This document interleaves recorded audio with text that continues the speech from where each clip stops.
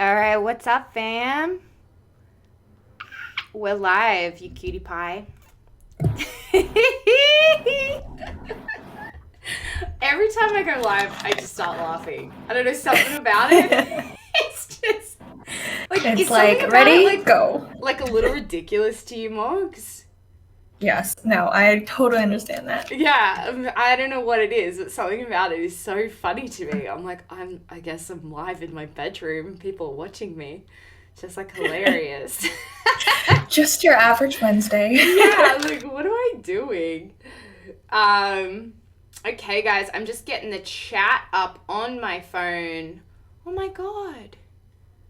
I think I got 1,000 followers on Twitch. Congratulations! Wow, it says I have 1,000. Oh wow. Oh my god, I'm at 1K, guys. That's awesome. I was at like 950 yesterday. That's so crazy. I hadn't even looked. Oh, wow, you guys. That's so cool. You're way ahead of me, Morgs. I had like one random TikTok that blew up, and then a lot of people like follow. That's the only reason why. Yeah. I've been posting more about it. So, hi guys. Thanks so much for joining the stream today. Simply Santasia is in the chat. She is my moderator. I appreciate you, girl. Sorry, I literally forgot to tell you that we were going live, and then I just texted her and told her. Probably should tell my moderator before I go live. But I went live on TikTok. So yeah, got distracted doing that. Hi guys, thanks so much for joining. I really appreciate it. I'm so excited. Also, if you're following along, Swaggy just followed. Shwang just followed. Macoz, I can never say your names. Biscuit174 just followed. I'm so stoked. Guys, I'm really excited. First of all, just in case you don't know, my name is Miranda O'Hare. I'm the voice of Sky in the video game Valorant. If you're new to my streams, every Wednesday I interview someone, and for a series that I've been doing, it's called the Girl Gamer series. And I talk to female gamers, women in the industry. And today I'm very, very excited. I have just such an amazing guest on my stream, someone that I've been really lucky to connect with over the last, we probably started talking like maybe a month ago or something like that. Yeah. She's super smart and interesting. We have RIOT MORMORI with me. She works for RIOT. She is, what do you call your job title at RIOT? I have it written here, but what do you say to people when they ask you what you do? Yeah, so I'm a revenue strategist. In particular, I'm the lead revenue strategist for our Forge Games team at RIOT. Okay. So, I mean, that sounds like serious business to me. She's got big career goals for the gaming industry, and she is also a gamer herself. So I just have so much to talk to you about. So firstly, thank you so much for coming on my stream, girl. Of course, thank you for having me. I'm really happy and excited to be here. Yes, I'm so excited. How's the sound, everyone? Is it all right? I think it's yeah. Do I need to go closer to my? Yeah, I don't know if it's me. Maybe go a tiny little bit closer to the mic. But sounds all right. How about now? Sounds all right to me. Okay. Perfect. Okay, so guys, firstly, we do have to tell you that, you know, obviously, is it okay? Should I call you Morgan? Yeah. Whatever. Okay, whatever you're comfortable with. So RIOT MORMORI's name is Morgan. So to me, she's Morgan. So we do have to tell you, of course, that we are a couple of young ladies that this beautiful girl works for RIOT. And I, you know, work for RIOT as well, obviously, not day to day, but I have a contract with them. And so there are certain things that we can and can't say or do or don't know the answer to, or, you know, just because of how the industry is and how these things are. So just to let you know in the chat in advance that there are certain things that we won't be able to answer or she won't be able to answer. And we're not ignoring you or whatever, but we just can't. Some things in life just don't happen, you know? So just letting Just you, life. we're going to address that just one time, just letting you know in advance. Okay, so Morgan, tell me about you. Tell me everything. Yes, well, hello everybody. Again, excited to be here. My name is Morgan. I'm actually born and raised on the East Coast in New Jersey, but I moved out to LA to work at Riot about a year and a half ago, so like the end of 2019. That's my first time leaving and living outside of New Jersey, so Wow. it was a big step for me. But I needed it. Like I love being in Jersey, but I did not want to stay there my entire life. Dude, like I went to you do school not there, seem everything. like a Jersey girl. I'm not gonna lie to you. I know some Jersey girls out here, and you do not seem like a Jersey girl.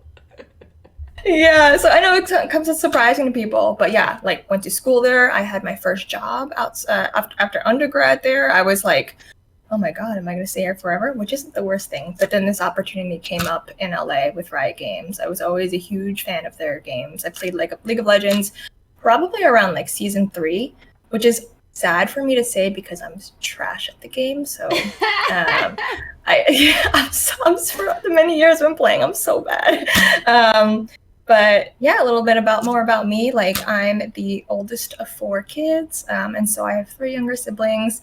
I love watching anime. I'm a big foodie, which is also why I was excited to come out to LA because they have amazing food spots out here. Oh my so God. feel free to hit me up if you need some recommendations. Like, hell yeah, babe. Yeah, super fun. What's the one food thing that, like, what's your favorite thing about the food in LA? You know what? LA has fantastic Korean and Japanese food. And those are some of my 2 favorite cuisines. And so I live really close to Sawtelle on the west side. I think it's also known as like Japantown or something like that. And I'm there multiple times a month easily. Just like I love all the restaurants there. I'm always eating there. Yeah.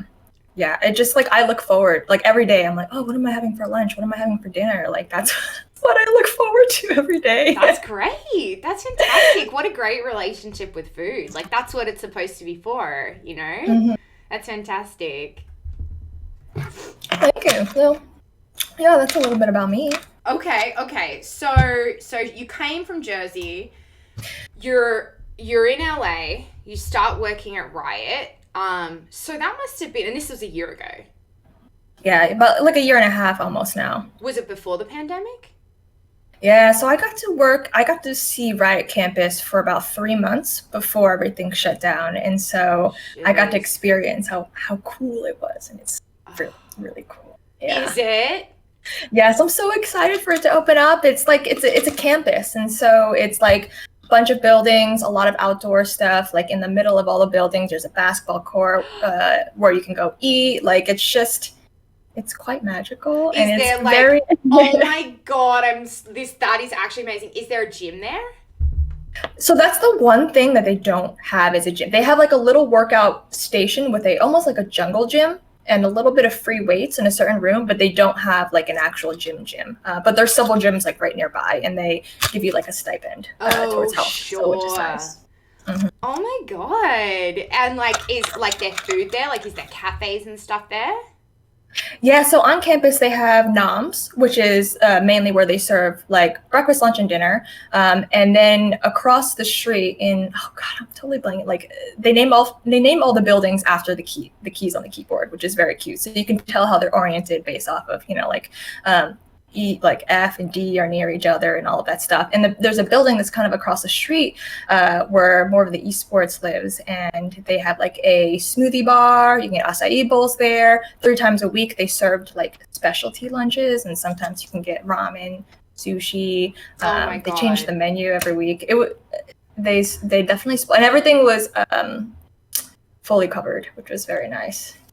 Fully subsidized, as they say. Mm-hmm. The closest thing that I can relate to that with was a few summers ago. It was a while ago, like 5 years ago when I first got to LA. I used to do like bottle service by the pool at this hotel, the Roosevelt in Hollywood. Mm-hmm.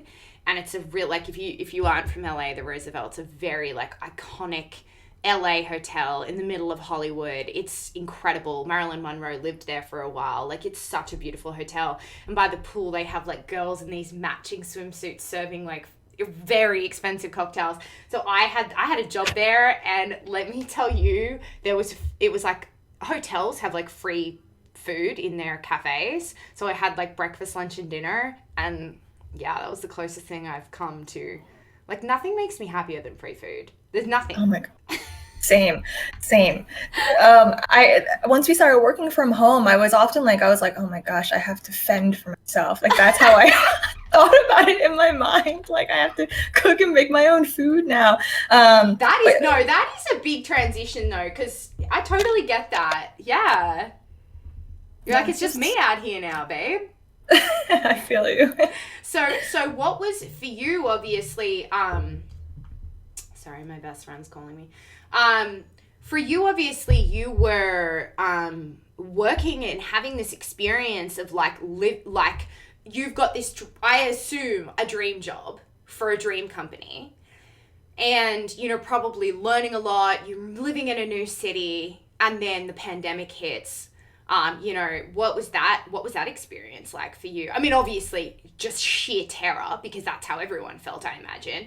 But just like having to work from home, how did you deal with that? Yeah. Personally, the transition actually wasn't that easy for me.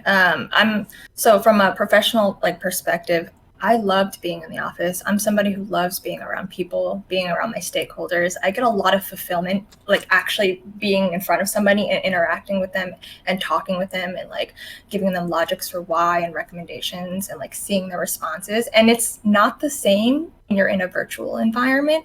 You don't get the same cues. It's hard. I find it a lot harder to bond with my stakeholders that way. And so I had trouble working from home. I was basically a lot less motivated, and I had to find new ways to be motivated and excited to do my work, because I get excited doing my work because I think I'm bringing value to the teams that I'm on and the teams that I'm supporting. And it was also kind of scary because I came here, but all my family is on the East Coast. And so everything is shutting down. I'm on the West Coast. Actually, it wasn't even until recently that I saw my parents in person. Over Mother's Day, I finally saw them, and it's been over years. I didn't go back for the holidays or anything like that. And so I felt really lucky that I got to experience campus, that I got to experience LA for a couple months before everything shut down, and that I already had this love for video games and connected with people over video games, so that I was always at least had that social connection via my coworkers or via actually just playing games with people, which was really nice. But yeah, I haven't done so many of the touristy things here. I've never done the Hollywood Walk. I've didn't go to Griffin Observatory. Those are things I still want to do now that I'm fully vaccinated and I can enjoy being in LA. Yeah, no, totally. You know what you have to do, and I mean, everyone will say this is trash and that you shouldn't do it, but you get on those cars and they drive around LA and they tell you celebrity homes. Oh, those tours! I know. Those are hella fun, I swear. I kind of want to do one. Don't do them. I'm they're so fun. Also, shout out to Jagger's Bizarre Adventure. Thanks so much for following along. Also, Sage Lol said, I love you too. People are saying poggers. I don't know what poggers means. What does poggers mean? I think it stands for play of game. I think that's where, but originated on Twitch just to be oh, that's cool. It's freaking awesome. Yay. Oh, okay, good. Because I just said it and I was oh, I hope that's not a term for something bad. Poggers, guys. Yeah, I didn't know what it was until recently, because I was not on Twitch that often until I started streaming, and people were poggers, and I was I had to do some research. Okay, so amazing. So how did you get into gaming? So take us back to that. So you, how did you get interested in gaming? I think I know because I saw you make a TikTok about it. Yeah. So are you asking more of how I came into working in the games industry, or how I started playing video games Just playing in general? Video games. Oh yeah. I've been playing video games for as long as I can remember. My parents bought me Putt Putt Saves the Zoo, those very old computer games they play, Freddy Fish or something like that. And so those were just games I was playing when I was young. My dad also forced me to play a typing game because I must have been 6 years old or something. And he was trust me, you're going to want to learn how to type correctly. You're going to thank me for this. So he sat me down at a computer and he would just like it was a game, but he would like make me learn how to type through games. And so it was very integrated in my life early. I was mostly a PC gamer. My dad is very tech savvy. He made sure that my siblings and I had a shared computer when we were younger, and then we built our computers when we were older. And so I don't play console that much, except I did own a GameCube, which was fantastic. I played a lot of Spyro, all of those games on there. But yeah, my parents wouldn't really buy me games, and so I would like search for free Flash games online. I'd be like 10 years old searching up Flash games, like just stuff that I can do that was free. RuneScape, Maple Story, like all of those like free games where I learned I could interact with people and strangers on the internet. And I didn't tell my parents that part because I feel like they would have been freaked out, but it was like, oh yeah, so cool. But it was so cool when you're young and you're just like meeting someone on RuneScape and you're like mining next to them. You're just and you kind of like make friends that way. And yeah, and so I play games as a social thing. So wow, that's so interesting. Yeah, it's interesting to me how people came to find a love for this thing, because I've never really played games, and so I think also partially being Australian, it just like, I'm not saying Australian people don't play video games, because I'm sure they do, but just different. I think this technology came later in Australia, so my experience wasn't quite the same. I didn't use the computer as much. It was a lot of just like being outside, not to make us sound like hicks, but I didn't have such of that experience. That makes sense to me. Like, for example, like in Korea, it's gaming is so ingrained in their culture. Like, and in China, they have PC bongs where you can go to play video games. It's like just this place where there's like a line of computers and you just play video games, and it's like part of their culture. They play a lot of games, and you'll see regions that have more gamers than others. So crazy, yeah. So you're the revenue strategy lead for Forge. Okay, so tell me about Forge. What is Forge? Yeah, so Forge is a little bit different than our other game teams at Riot. Forge acts more of like a publishing arm. And what I mean by that is like a lot of our live games, League of Legends, Wild Rift, Valorant, are games that are in-house, developed in-house, and they're also live service games, right? So they're not like you ship it once and then that's it. It's like they're constantly being patched up. People are playing all the time. So that's what it means by a live game. Forge actually works with indie developers. So the indie developers will actually create the game in the League of Legends intellectual property, or IP. And so Forge will be coming out with multiple games in multiple genres, and they're all going to be single player, story-driven, completable games that you can play. Like, you can play on your computer, like you can buy them through Steam, but you'll also be able to play them on your console, so like on your Xbox or your PlayStation, and even your Switch and stuff like that. Oh wow, that's really cool. That's probably something I would be interested in, because I like the story ones more. Yeah, I'm a big fan of story games too. It's just, they're different, but they're so fun. Yeah, that's something I like. I like storytelling. So what does your job involve? Like, what does your day-to-day like job involve you doing? That wasn't very well worded, but you know what I'm saying. I know exactly. I'm just checking the chat, by the way. Yeah, so with my job is actually a little bit of a hybrid role. And so what I mean by that is I do a lot of revenue strategy work, but I also do some insights. And by insights, that's like things that fall under research or analytics. And I don't just support the Forge team, though that's like the main team I support. I support multiple teams in our entertainment division. And so like in entertainment, you have things like film and TV. Arcane is coming from the entertainment division. You'll have things like merch, expressions, which are comic books and books.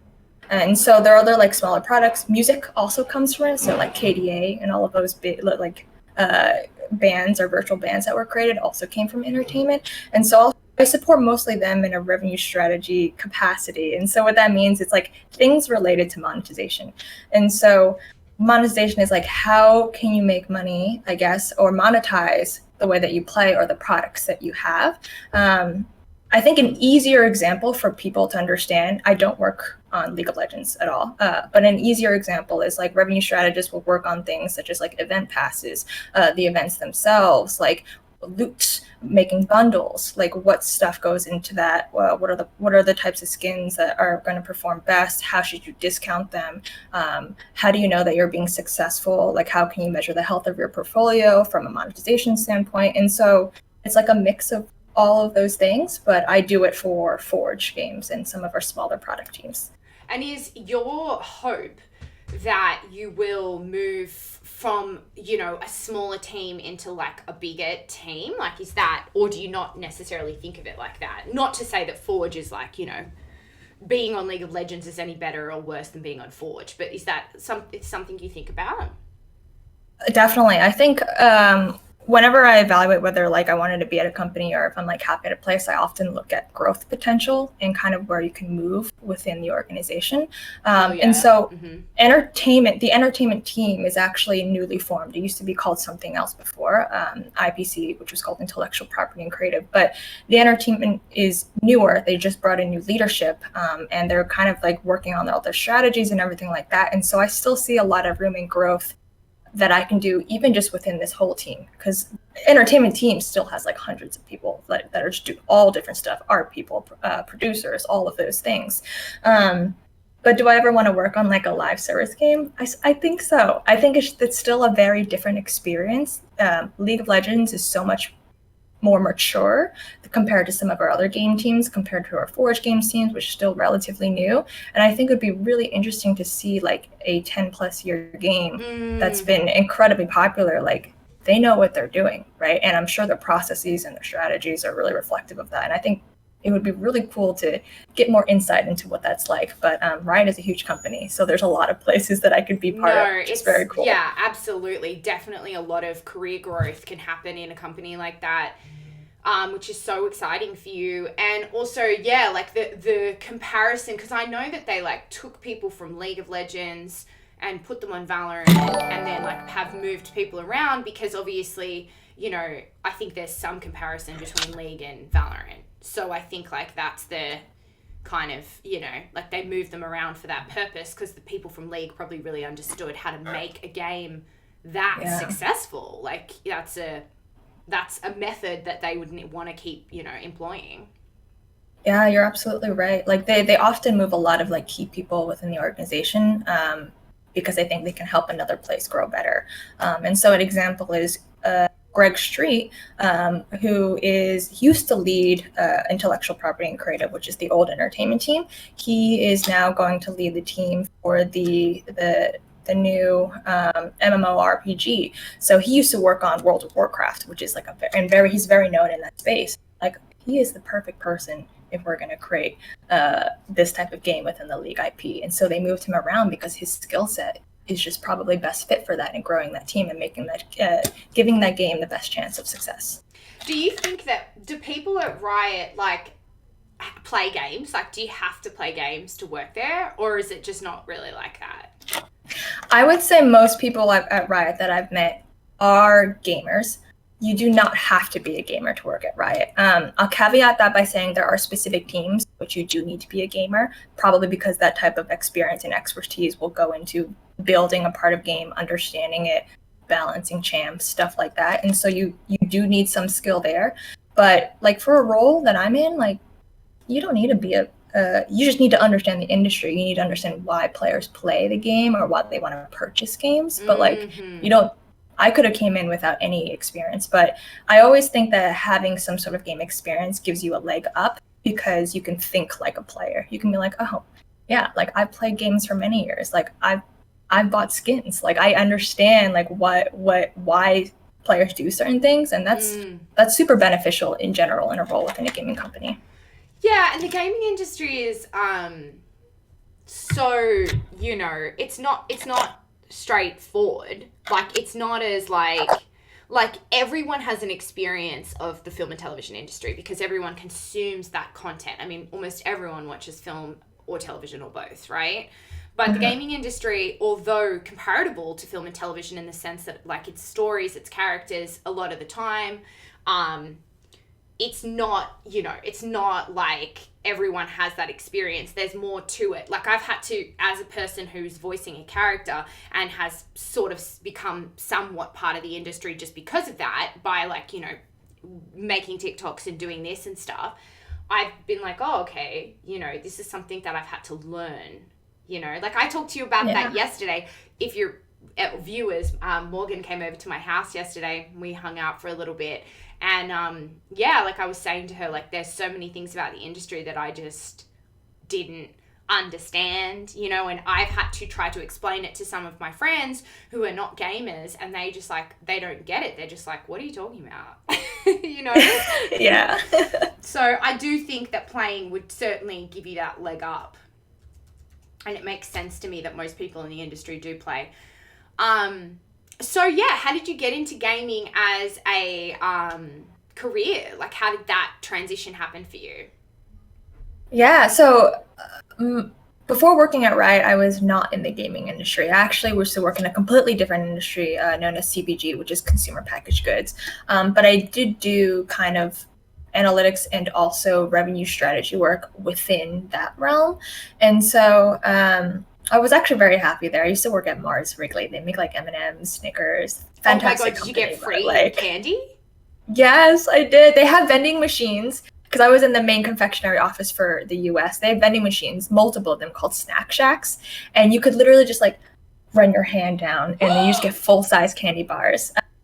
I don't know if they have this same called this in Australia, but when you go to university, there's something called like the freshman 15. Oh yeah, when you gain. Yeah, and so Mars has the Mars 20 because they just give free ice cream too.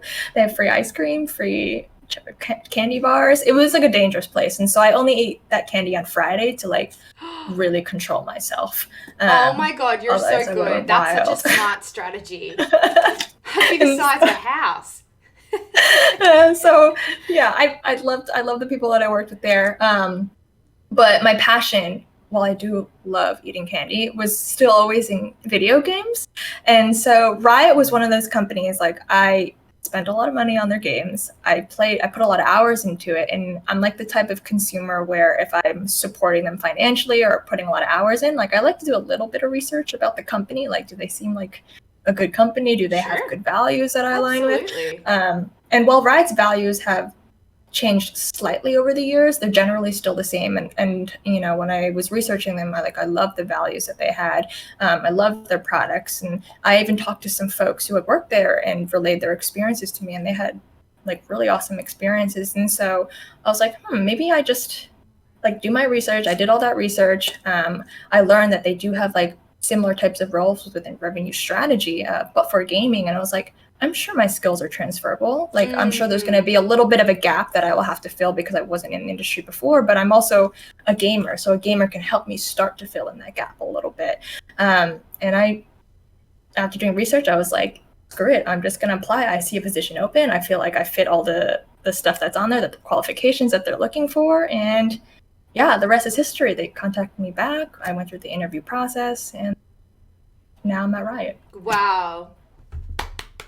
Thank you. It was a fun. I remember emailing them and then getting a response back on the email attached to my account, which was a different email because I have like my professional email and then I have my spam email that I attach to games or all these things. And they emailed me back on my spam one. They were like, "Yeah, your interview." I was like, "Is this legit?" Like I applied and clearly said my Gmail on here, and then they responded to my Hotmail.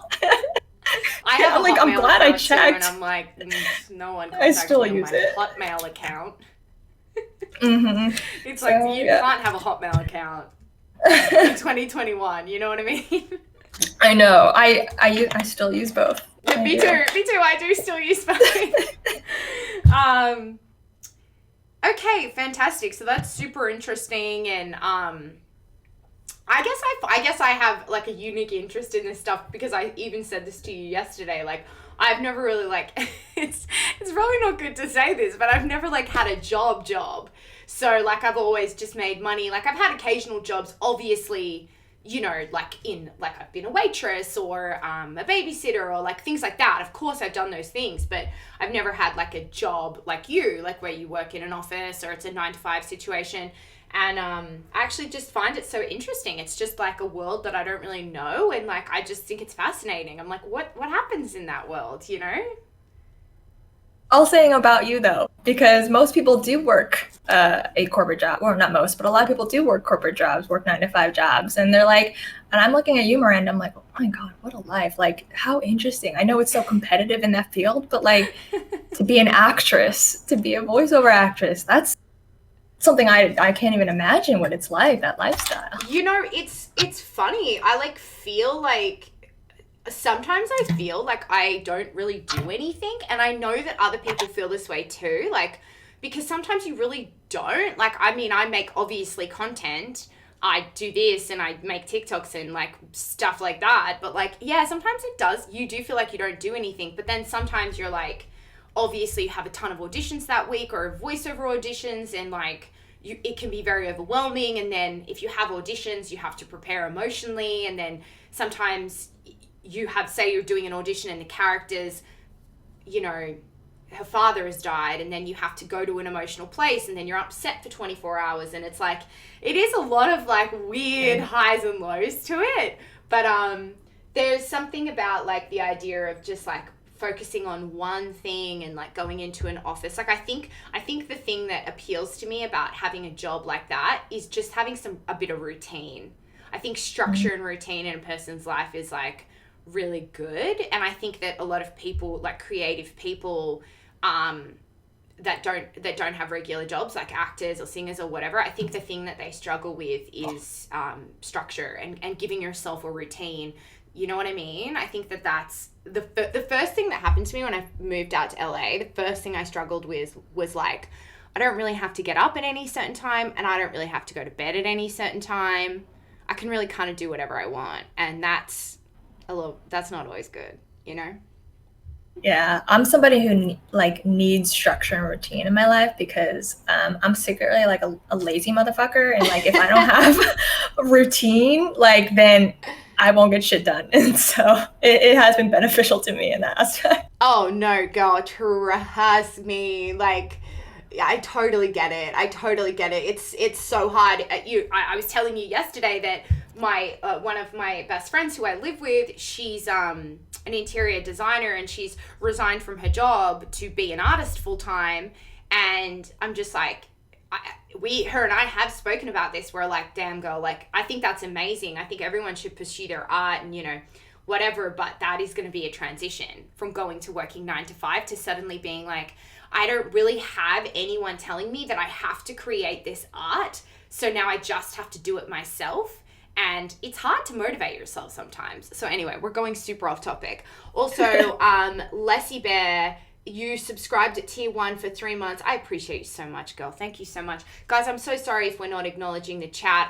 I've got to focus on this lovely person so I can interview her. And then at the end, we're going to answer some questions, which is, I said yesterday to Morgan, please God, remind me to answer questions in the chat, because I'm so bad at that. Okay, so tell me, what is your career goal? What is your Twitch goal? Okay.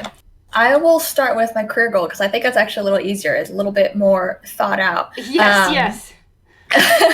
But in terms of career, I really like the industry that I'm in, so I still want to stay focused. I think part of it, one of the biggest things, is I actually want to become a leader within the organization, eventually run my own team, whether that's within like inside serving strategy or even moving over to the production side, like being a producer on the game, because I always thought that was so freaking cool. And part of the reason is also just because the gaming industry is very white male dominated, and it's in every industry, baby. Exactly. And I want to see more women, not just in just jobs in the industry, but also in roles of leadership. And so I'm hoping that like someday I can be that person who's there, and then you have more diversity. You have other women would look up and be like, yes, like I can be that too. Like I can do that too. I can help make games. I can make games more inclusive. I can make something creative that people want to play. And that's the power of just like having somebody in leadership that you can relate to, that looks like you, that had a similar path as you. And so that's kind of like what I want to eventually do and be. And then in terms of Twitch, I don't really have any strong Twitch goals. I really use Twitch as like more of a community thing. Like I just love the community that I have. I just love engaging with them. And I want to keep it a place where I can keep doing that and kind of like have those conversations, and also offer up advice if needed, like about what it's like being in industry and what it's like being a woman in industry. And what games are you playing on your Twitch? So mostly I've just played TFT, Teamfight Tactics, which is a game that Riot makes. It's the only game that I'm playing a lot of hours, and like I'm kind of decent at it, and so that's kind of the only reason I've been playing it. Okay, I played Among Us yesterday with Yes, Simply you did. Santasia. What did you think? How was it? Yeah, I liked it. It was good. I just didn't quite get it. Like some of it, I couldn't figure out where everything was, like how to get to places, like how to get to certain rooms and stuff. But I did like it. That's not a Riot game though, is it? No, it's not. But that's a first time playing can be a little confusing. I remember I like brought up a map on the side. I Googled like what the map would be, and so that I could like figure out at least what side of the ship that I was on. Yeah.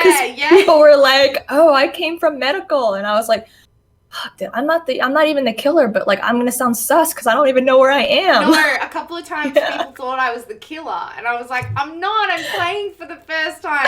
But I literally was like following everywhere Simply Santasia went. I would like go with her, and it was like, I don't know. It was just like these little tiny little creatures just like walking around with each other. It was so funny to me. Like I just couldn't stop laughing. But yeah, no, I'm gonna keep playing it. I might stream it, but like we need to keep playing it for a few more days before I stream it. Otherwise, people are gonna just be like, "This is so bad to watch." Like I don't care to watch this. Watching first-time players can be really funny because of that, though. Yeah, and maybe people in chat could help me. But okay, so okay, we've answered that question. So do you play Valorant? I did play Valorant. I don't play that much Valorant anymore. Okay. And who did you main? Killjoy. Oh, really? Yes, I love Killjoy. One, I like her character design. I think she looks cool as fuck. She's very smart. She does look cool. Yes. Yes, and I liked her kit, like being a sentinel, dropping off that stuff. Like I can't play someone like Jet. Like her skill, it's like too high. Like I'm overwhelmed. Like with certain characters, I was not overwhelmed with her, but I still felt like I could contribute to the team. That's so interesting. I didn't realize that that would be true of certain players. Okay, cool. So you were maining Killjoy, and so how often are you streaming on Twitch? You're streaming on Twitch quite a bit, aren't you? 3 times a week? I used to be 3 times a week. I actually felt that I was getting a little burned out with work and streaming and then life. And so I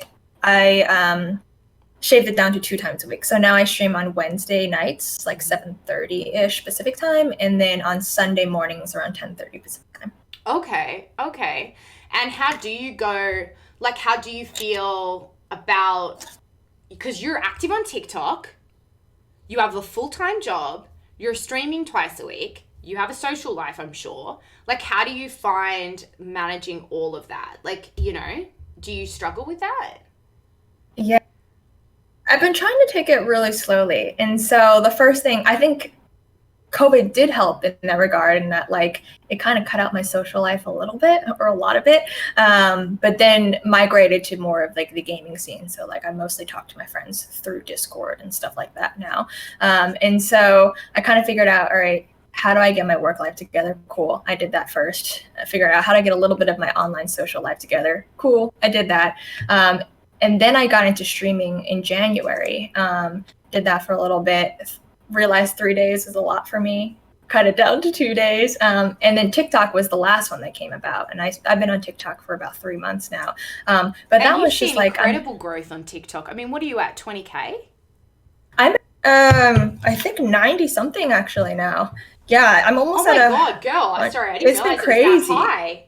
90K! Fucking amazing, dude. TikTok is a crazy place. I will say that I definitely have leveraged the fact I'm at Riot in there, because I think people are interested at like what I do at Riot, and I try to showcase that or make fun of like gamers because I'm a gamer and stuff like that, and connecting with players through TikTok. It's been a very different avenue, but I like it. I like it a lot. No, you're really good at it, and your content's really creative.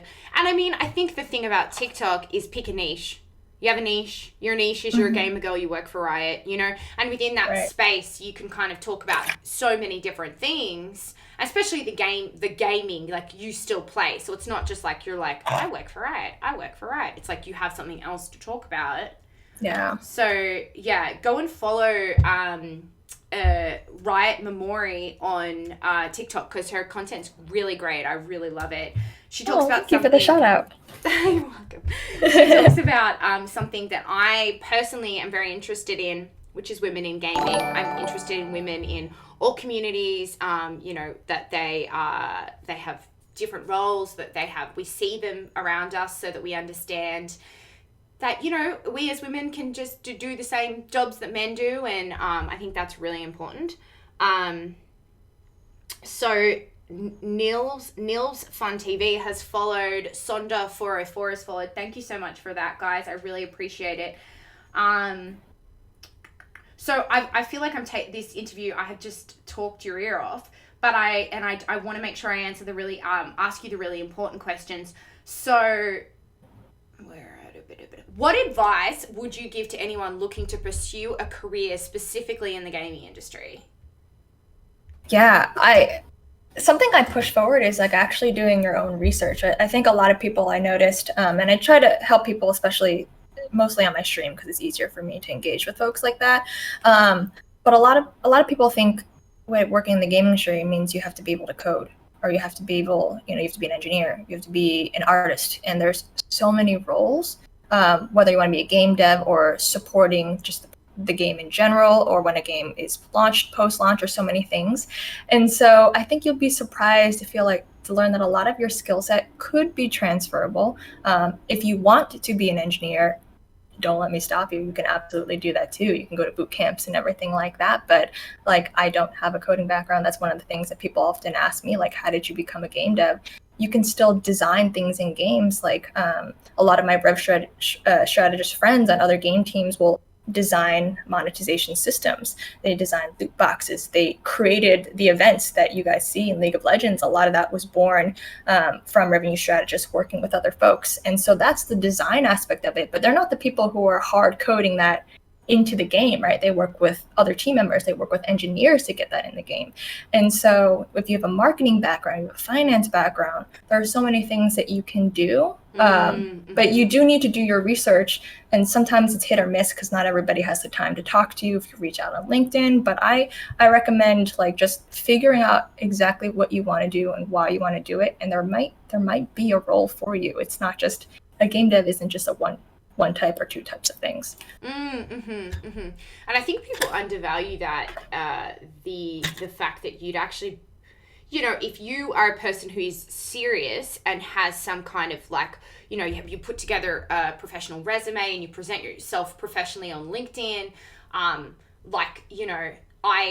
I found that during the pandemic, I took the time, because the industry shut down, I write horror films, and I have like a portfolio of features and stuff. And I took that time to take meetings with, people that had produced horror content, literary agents, literary managers, and I was surprised the fact that these people that are high level people were willing to meet with me, but it was because I presented myself in a professional way, and I assured them I wasn't going to take up too much of their time. And I think people are willing to talk to you, Yeah, no, absolutely. It's like, I want to help as many people as I can, but sometimes, a lot of times I just get DMs be like, can you get me a job at Riot? And I'm like, no, I cannot. I can't. I'm not even hiring. But there are some other folks that I do want to help who are like, I'm studying this, but I'm not sure that's the right thing. And I'm like, okay, cool. This is some places you can go to do some research, go on LinkedIn, reach out to people. Again, it's hit or miss, but if you present yourself in the right way and you're really curious, there's going to be somebody who can talk to you, who can provide a lot of value and new knowledge. And that's that's worth it. If you want to join an industry, you can. If there is literally nothing you can't do if you really, really want to. Like, I'm a girl from a country town in Australia, and I'm now living in LA pursuing a career as an actor. Like, that was a big leap of faith. Like, you can really figure it out, you know? Like, I didn't know how to get a manager, get an agent, and I figured it out. So, I mean, it's not the same thing as what you're doing, obviously, but it's, you know, these things, if you really want to do them, you just do your research, ask people, and be a part of the community, and you can do it. So do you see more and more women getting involved in the industry? I definitely do. Like, I think Riot is actually a good example of where a lot of their executive producers and some of their biggest games are women.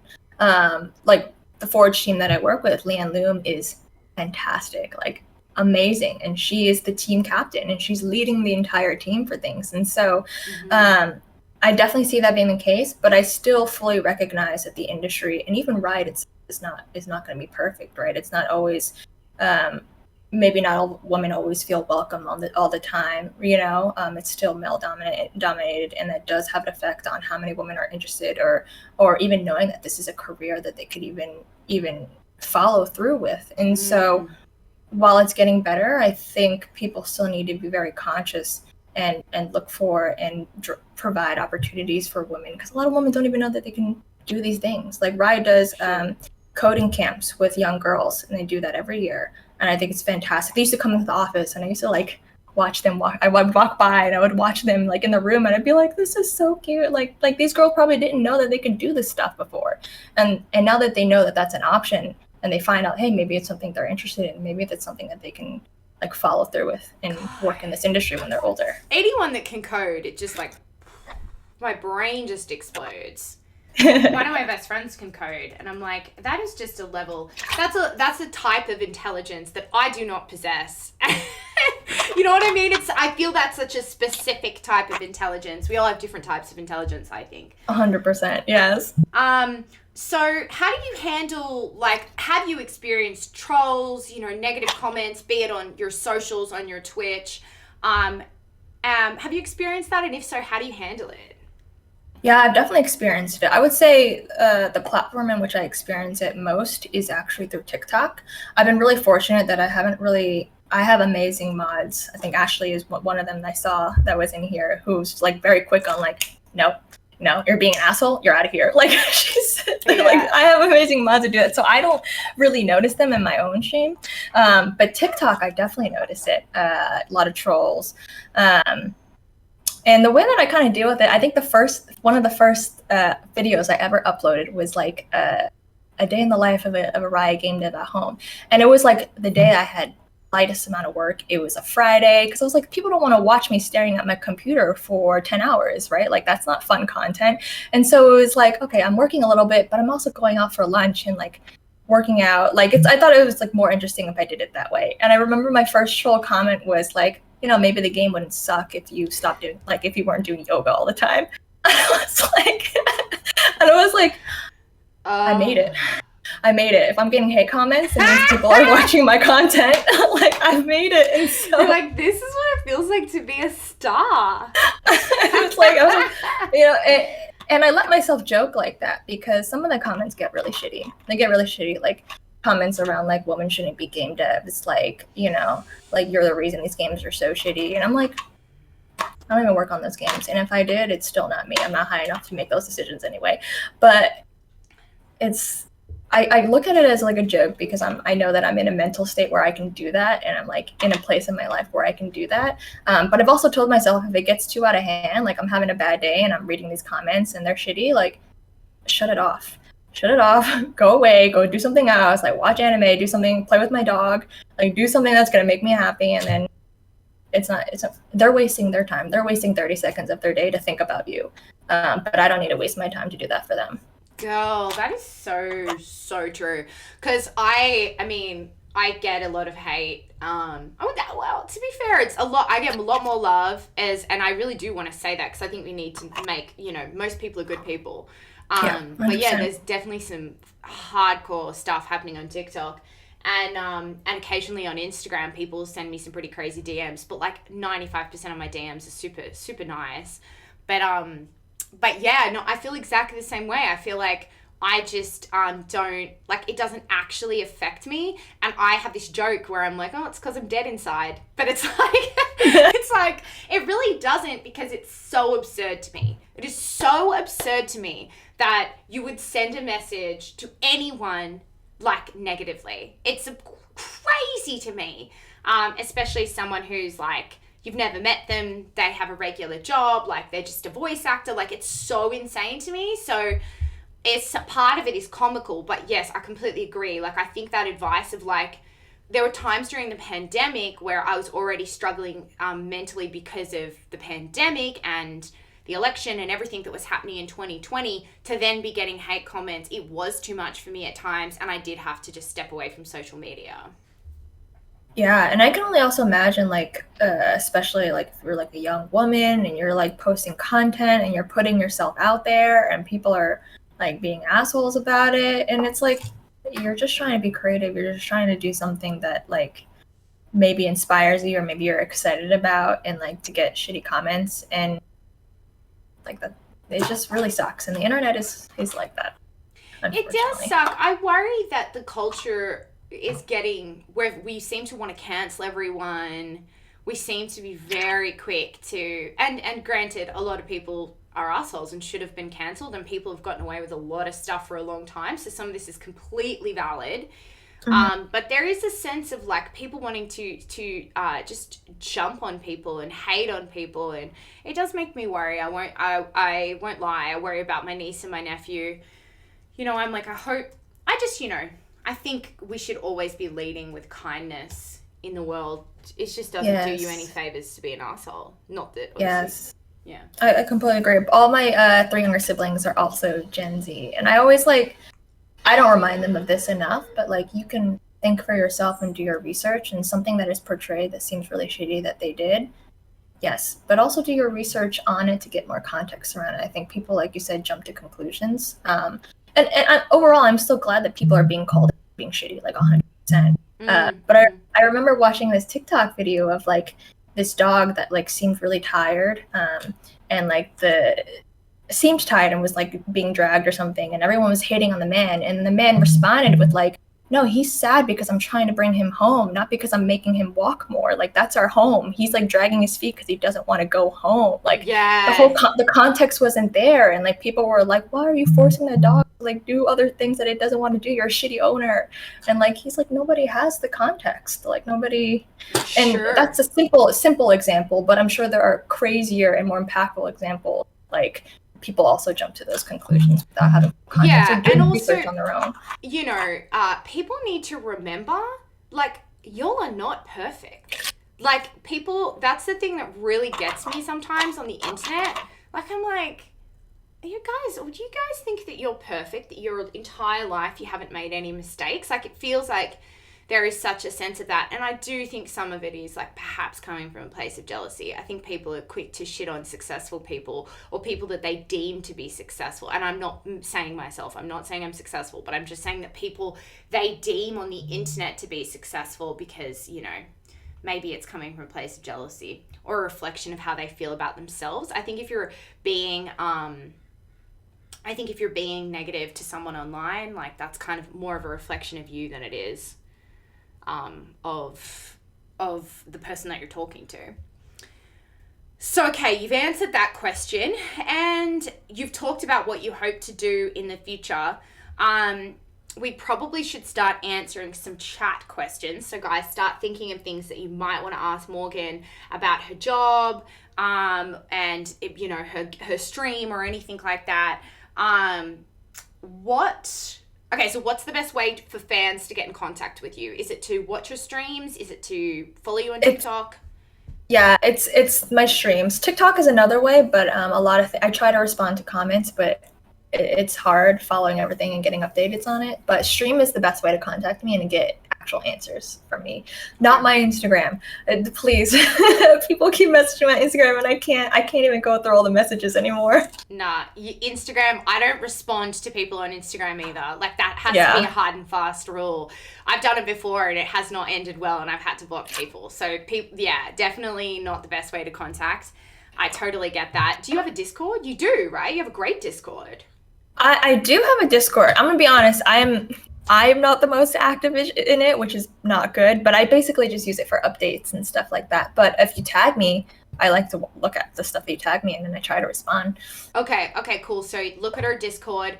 Also shout out to Sailor Sailor Guardian, my friend. She's watching. Hi, babe. I met her through TikTok. She came on my stream. She's a really cool girl gamer. I watched the rerun of your interview with her. That was fantastic. Yeah, she's the best. I love her. So my last question for you is, what have you learnt about yourself from streaming? Like, what is something you've learnt about yourself from streaming? That's a hard question. As I ask you that, I realize that's hard. Yeah, that is a hard question. I feel like I've learned a lot of little things about streaming. I've only been streaming for, actually it's been almost half a year now, so it has been like a while. One thing I realized is I'm not very good at multitasking. I kind of knew this about myself, but I am a competitive person, and so I'm usually playing ranked games. So ranked games will determine kind of like your level, like, whether you're a diamond level or you're a gold level or anything like that. And so I'm trying to play these competitive games, but I love engaging with chat.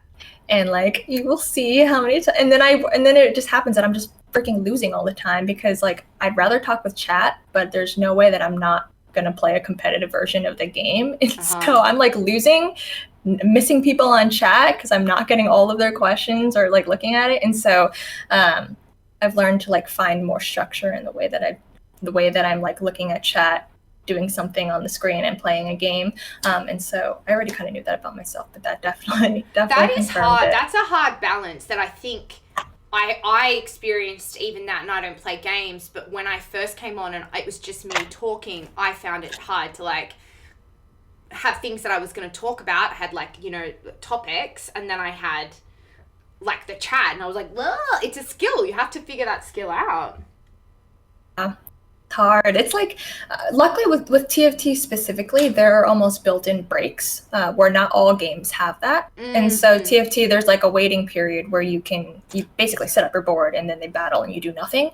And so then I can actually look at my chat. And I've been better at, like, I think Ashley told me, she's like, do the stuff you have to do first, then go to your chat, because I'm like doing both at the same time. Like, actually ignore them for a little bit, do what you have to do, ignore the game for that second that you're like in a safe zone, and then like look at the chat. And so I'm a little better at just putting these little structures and time boxes to it, and like keeping to those time boxes so that I can engage on both. Yeah, imagine how like really big gamers must feel, like with the amount of people in chat and stuff. Like, it must feel like very overwhelming. Yeah, a lot of times they don't even really look at the chat. You have to like pay for them to even see it, or to do a voice version of it, because they get like thousands of people spamming the chat. So it's some people also prefer smaller streamers because you're more likely to engage with the person streaming versus like watching somebody huge who might not ever notice any of your messages. That makes sense. I totally get that. Okay, guys, well, we're gonna open it up to you guys. Let us know what questions you have for Morgan, and we can answer them or anything like that. We would love to. Let's go through. I don't know if my chat's like, it's like not refreshing. Do you know what I'm saying? Like, it's showing old messages. Sorry, guys. Hang on a second. I just want to make sure I'm like looking at it correctly.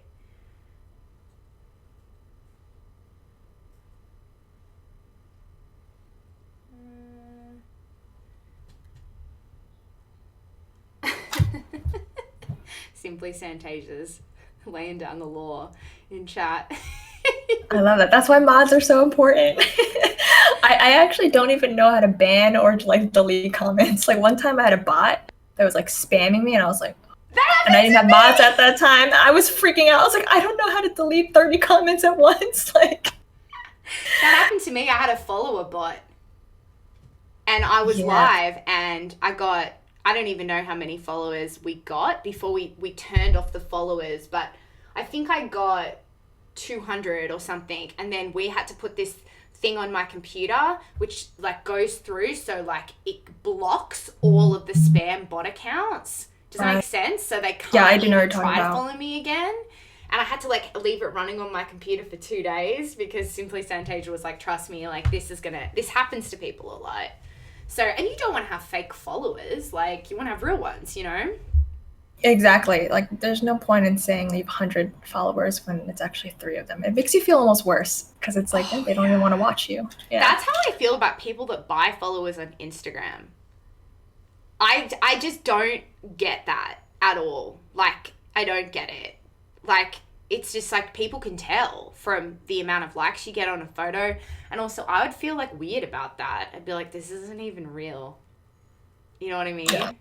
No, 100%. I think people focus a lot on the numbers rather than what it really means. I know, and I do get that because I've been guilty of that in the past.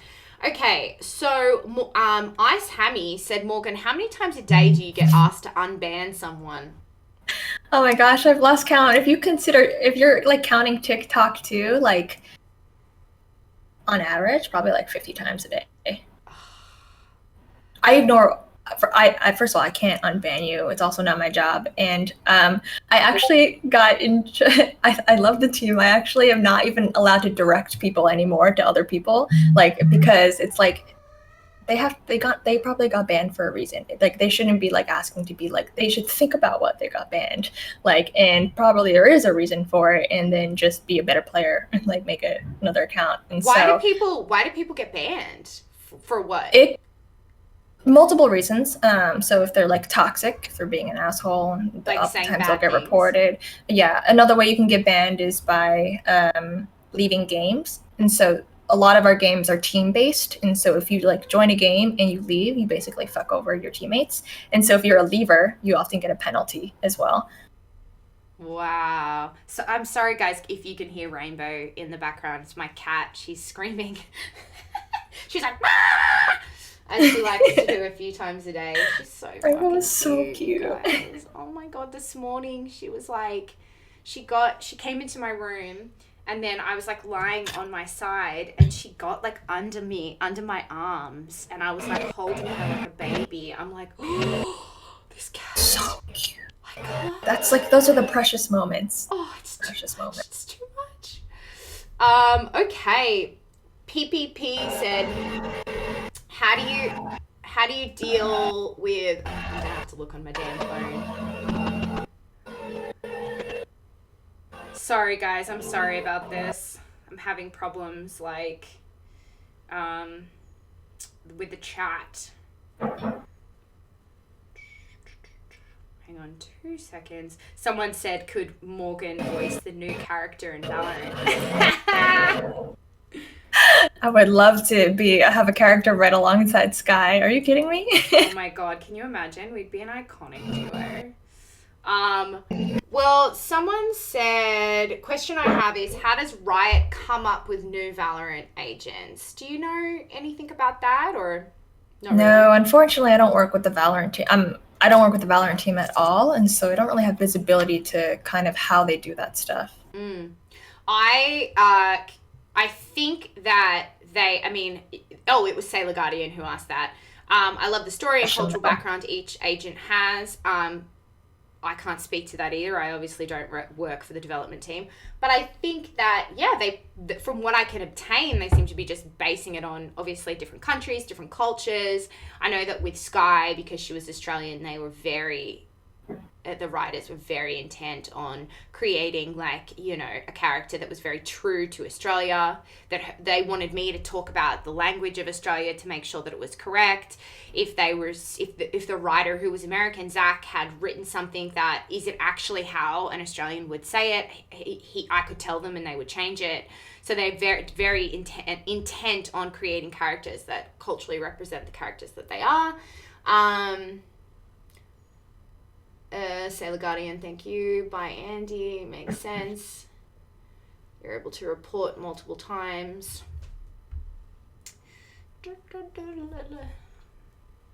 Oh, here we go. I can see it on my show. Maven Lean said, show cat. That's my sister. She's a cat fanatic as well. Really? Yeah, I'm like she's the youngest and she lives with our parents and I think they have 4 cats. Yes. Maven Ling is your Maven?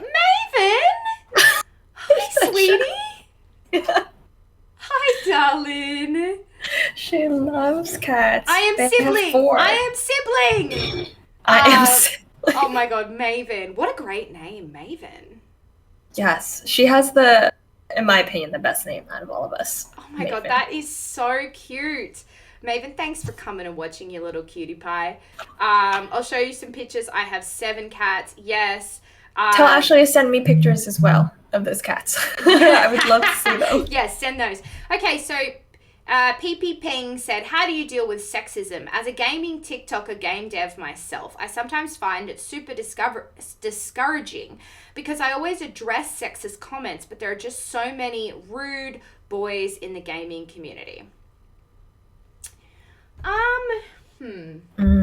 That's hard. Yeah. To be honest, and specifically more in TikToks, I almost rarely address it. I try to address them earlier when I first started making TikToks, and while I wanted to provide more of a learning opportunity, I did quickly realize that the chat that would go underneath and the people talking, I didn't always think it was good conversation. Like, it was just other people coming in, adding in, and so I think for me, it's more of creating content that shows that I'm proud of being a woman in the industry and that I look up to women in the industry, but less much of like trying to teach every single person that they need to stop being an asshole and stop being a sexist in it. And so that's kind of how it's been so far. TikTok is a tough place. TikTok is a tough place. Yeah, TikTok is tough. I mean, it's also a really great community. So it's like, it's really easy to, if you have good content, it's easy to get eyes on it. It's easy to get views. The algorithm is sort of working in creators' favors at this time. I think we're early enough in its success that you can get, if you're making good content, you can get noticed. It is very toxic. In regard to your question, how do you deal with sexism? I'm obviously not a game dev. I don't know how to look. I'm so aware, like I'm a feminist and I am so aware of sexism in gaming and in the world. Before I became a part of the gaming community, I was so aware that there was sexism everywhere. I was raised by a mother who told me that, who taught me about, the world around us. And so I think that's clear from like the show, how I try to, really showcase women. I think it's clear that that's how I feel. So for me, I was not personally surprised. However, I didn't necessarily realize the level of like some of the comments are like mean. You know what I mean? Like I knew people were sexist, but I didn't realize they were like as potentially mean as they are. There's a part of me, and this is bad to say, but there's a part of me that wants to say like, you do have to lower your expectations of people a little bit, but also just remember it is really not everyone. It is a small group of people that feel that way, that share that view, and you just have to keep going. I think that the world is changing, and I do think things are getting better.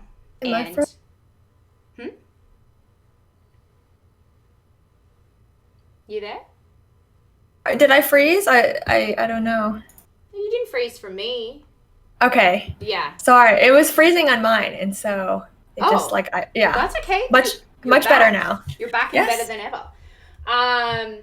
It's a small group of people that are, toxic, and it's real and it's true. Take breaks when you can, as Morgan said. Be aware of the content you are consuming and how it's affecting your mental health.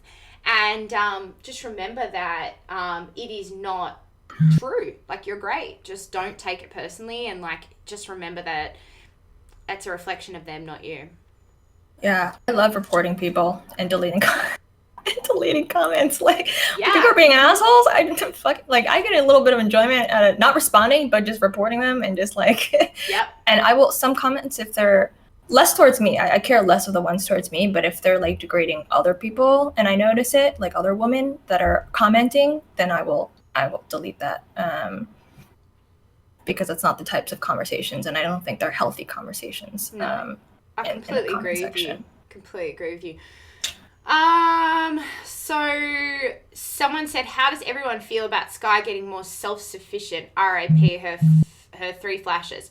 Okay, so I don't want this to be a flash conversation in my chat. I would rather friggin' hit my head against a wall than have this extremely dramatic flash chat.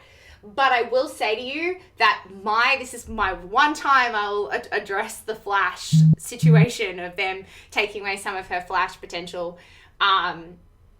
If it's better for the character and it's better for the people playing Skye, then I'm all for it. I just want everyone to enjoy the game and enjoy playing Skye. It's a fantastic game and with a fantastic story, and I think that that's great. If that's going to make it better for the players, then that's the point of it. So, I think that's good. I've never played her. I've heard she was maybe like a tiny little bit too overpowered and that her flashes were maybe a little intense. I've heard also that they weren't. So it's like, who knows? I don't know. I don't play. But I just want you guys to enjoy playing Skye or whoever you main. That's all that I care about. It's not some big dramatic thing in my life. I don't play, so I don't really fully get it. But yeah, I just hope that it means that people can enjoy playing her even more. That's my view on that, babies. Good answer. Good answer. Okay, someone just wanted to know. So what is your favorite? Shout out to Best Boy Ever Big 2 who has followed. Thanks so much for following. What's your favorite TikTok, Morgan? What's your most favorite TikTok? Oh my gosh, it's probably the TikTok that goes with the imposter sound, where I don't know if you've seen it, but basically it's like the imposter sound goes up and you're like switching and you look to the left and then like your head will turn towards it. And basically it was like the things I was thinking about going into the industry. I was like, oh, I want to go in the industry. I've never done it before. Like, I've seen that one. Mm-hmm. Yeah. And so part of it was because I was trying to do those transitions. I'm not good at it. Like, you Gen Z kids are so fucking good at it. Like, you'll be embarrassed the amount of times. I think Maven was there. I was trying to show her. I was like, is this transition good? Like, I'm just turning my head and trying to capture it in the other one. And she's like, passable, acceptable. And so part of it was fun making it and getting feedback from my sister. But I also thought it was nice because it was kind of relaying a vulnerable story where I was like, I wasn't sure that I wanted to go in the industry. There's a lot of things I didn't think I was like, I didn't feel like I was up for it or the right person for it. I was also nervous that it was like predominantly male, right? And so those are still things that are on my mind today, but overall, I'm very, very happy that I'm in the industry. All right, guys. Well, do you have any questions for me? Is there anything that you want to say, promote? Morgs? Oh, me? Oh, yeah. No. I thought you were, for some reason, I thought you were like looking at the... I thought you were some people in chat like promoting themselves. I was like, oh, that's so nice that you're giving them a forum. Also, Maven, ask your question. Of course, I'll answer it for you, honey. But Morgs, is there anything you want to ask or say or anything like that?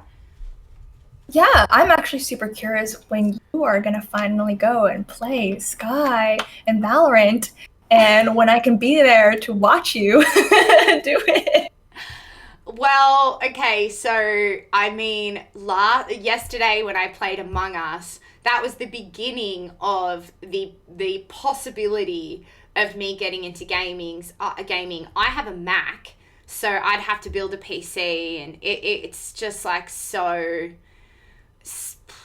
feels so far away for me. Like, I don't know. But I will say, honestly, that now that the pandemic is over, like, I feel like I can just go to my friends' places and possibly, like, stream from my friends' places. And, like, I think, like, maybe what I'd like to do is, like, have one of my friends main Skye and then, like, me just be there and say, like, watch or, like, say, I don't know, say the lines in chat. Like, I don't know. I think there are things that I, like, potentially want to do first. But it's something that I want to do. It's just, like, feels like so... I mean, I could barely play Among Us. So it's like, That's it's just like that's so far away from being a reality for me. that's fair. Yeah. I do have one question, one last question for you. Yeah. Like ever since voicing Sky, you've become more integrated in the community. Like, what is your favorite thing about the gaming community now that you've kind of been welcomed in?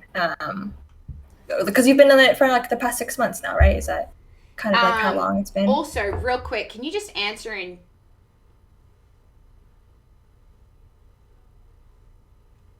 Oh, my Lord in heaven.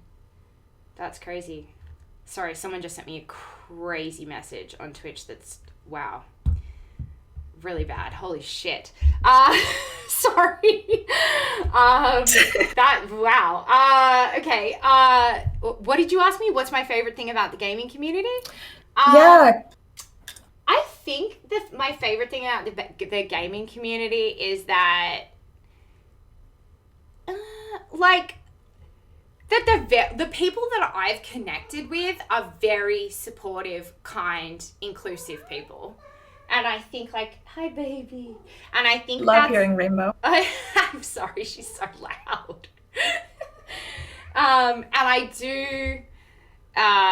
do think that like that's something that yeah, can you ban him? Maybe Simply Santasia?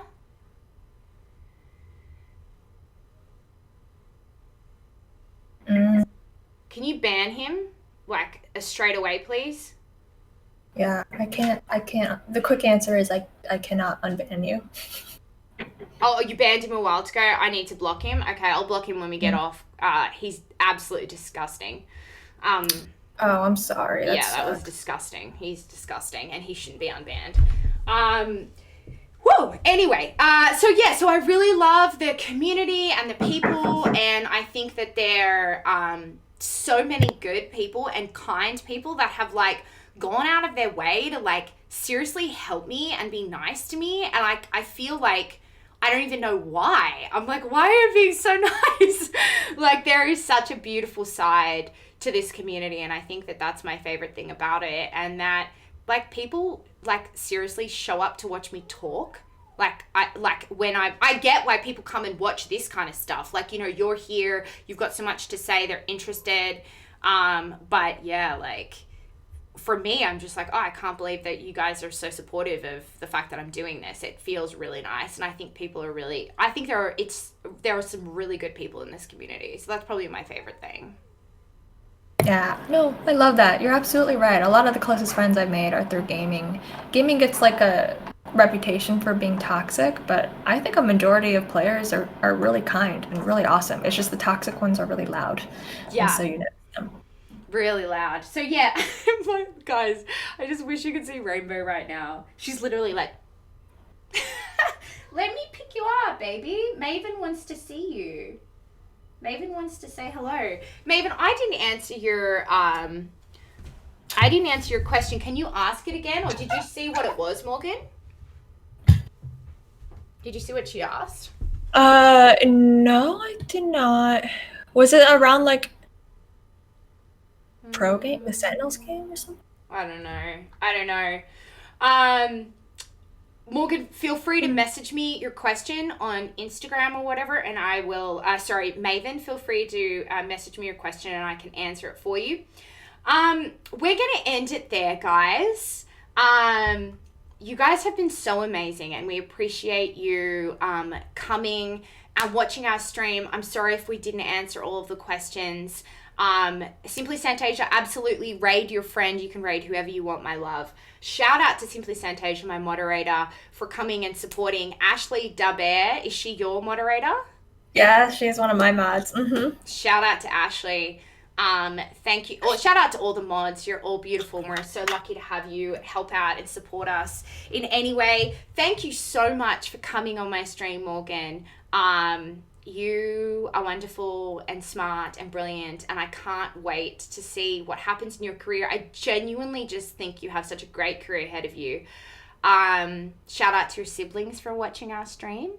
And yeah, we're so excited. I will be back next week. I have a guest. I know I do. can't think of who it is off the top of my head, but I have a fantastic guest next week. We're going to continue streaming every Wednesday at 1 p.m. Awesome. Right. Again, thank you for having me. This was fantastic. Yes, thank you so much. I'm going to end the stream now, and then we can keep chatting for a second. So bye, friends. We love you guys. We appreciate you. Goodbye. Bye, everybody.